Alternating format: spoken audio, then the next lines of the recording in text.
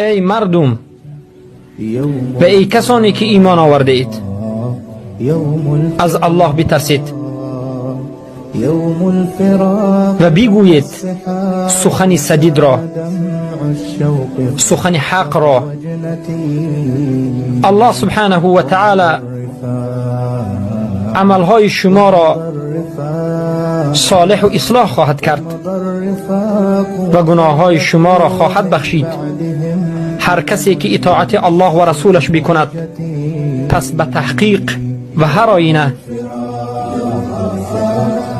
برد کرده است، برد بزرگی.